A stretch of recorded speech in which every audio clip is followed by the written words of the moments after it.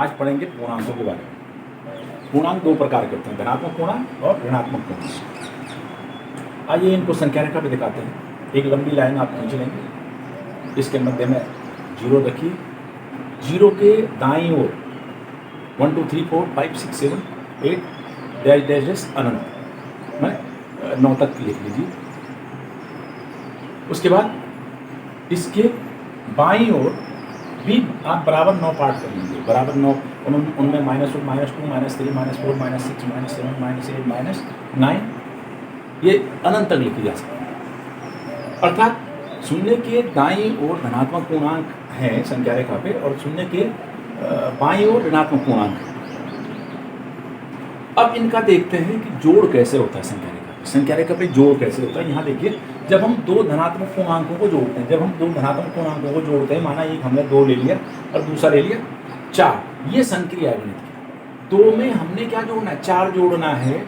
तो अभी जोड़ में ही हम, अर्थात धन में ही, धन में 4, 2 में 4 और जुड़ जाएगा, 4 और जुड़ेगा तो हम 4 कदम आगे चले जाएंगे, 1 2 3 4 कदम, तो कहाँ पहुँच गए 6। अर्थात 2 में जब हम 4 जोड़ने की कोशिश कर रहे थे तो हम कहाँ गए, धन में ही आगे बढ़े हैं, अर्थात 6 पे चले गए। दूसरा देखिए, जब हम दो विपरीत पूर्णांकों को जोड़ते हैं, दो विपरीत पूर्णांकों को जोड़ते हैं, यहाँ हमने एक धन में ले लिया, धन 7 ले लिया, धन 7 ले लिया और दूसरा ले लिया ऋण 5। तो धन 7 में जब हम बोलते हैं कि ऋण 5 जोड़िए, ऋण 5, तो ऋण किधर की, ऋण की ओर, ऋण की ओर जाएंगे।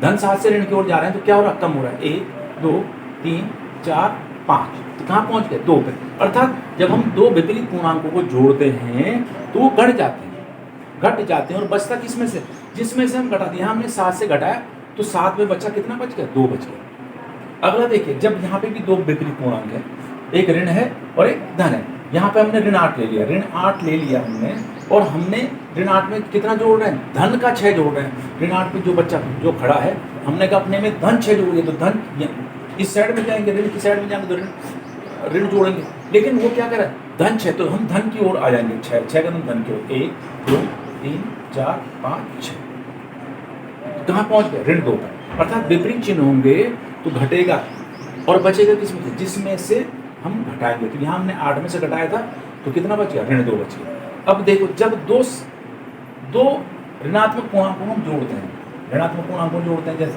देखो ऋण 4, एक ऋण 4 ले लिया हमने और दूसरा ले लिया ऋण 3। दोनों को जब हम ऋण 4 पे खड़े हैं, शून्य से हम ऋण 4 पे, ऋण 4 पे खड़े हैं और हमें कहा गया कि ऋण 3 और जोड़िए, ऋण 3 और, हम ऋण में ही जाएंगे आगे 3 कदम, 1 2 3, तो हम कहाँ पहुँच गए, ऋण 7 पे। अर्थात समान चिन्ह अपने चिन्ह के साथ जुड़ जाते हैं।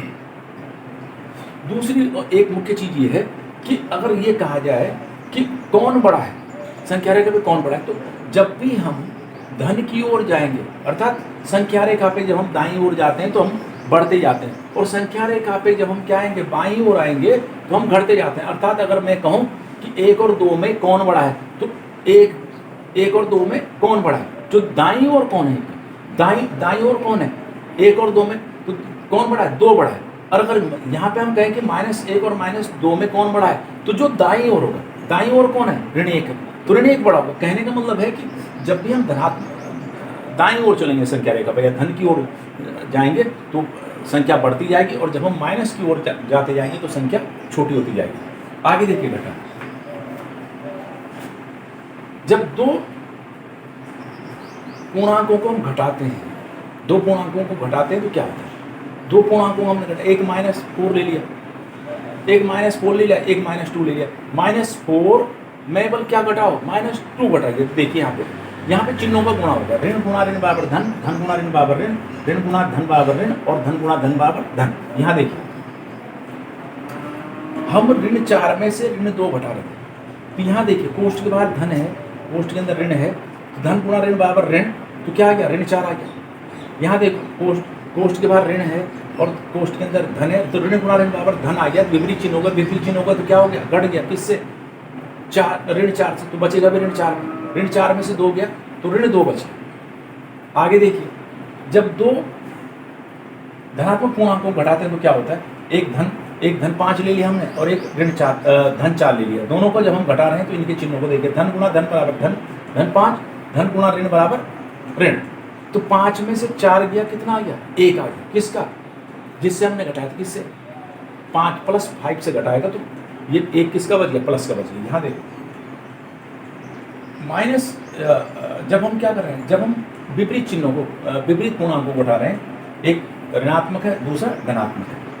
तो ऋणात्मक पूर्णांक से जब हम धनात्मक पूर्णांक को घटाएंगे तो देखिए यहाँ पे बाहर कोष्ठ के बाहर धन चिन्ह, धन गुणा ऋण बराबर ऋण, ऋण 7 आ गया। यहाँ देखो ऋण गुणा धन बराबर ऋण 2, दोनों क्या होगा, समान चिन्ह होगा। तो समान चिन्ह क्या होंगे, ऋण 7 में ऋण 2 क्या होगा, जुड़ेगा।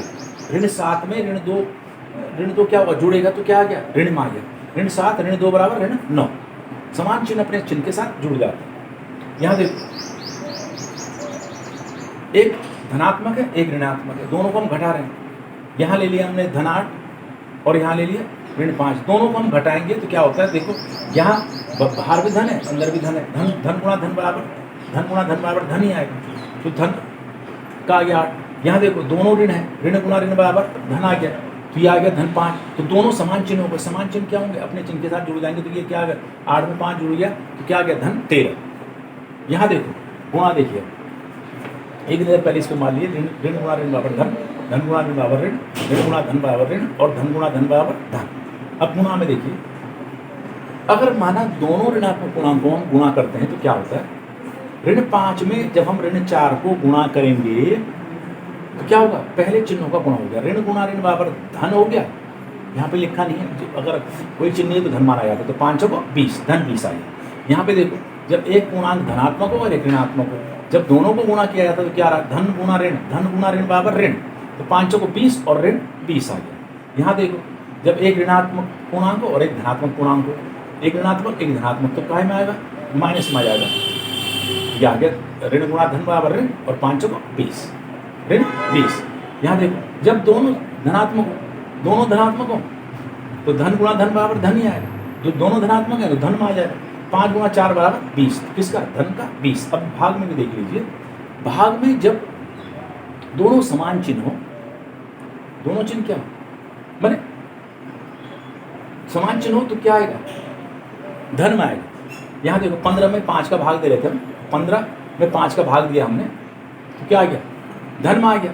यहाँ देखो विपरीत चिन्ह होंगे तो काय में आएगा, माइनस में आएगा। ऋण 15 में 5 का भाग दिया कितना आ गया, ऋण 3 आ गया। यहाँ देखो 20 में ऋण 4 का भाग देते हैं तो विपरीत चिन्ह है तो काय में आएगा, माइनस में आ जाएगा। और समान चिन्ह होंगे, यदि दोनों माइनस में होंगे तब भी काय में आएगा, धन में ही आएगा।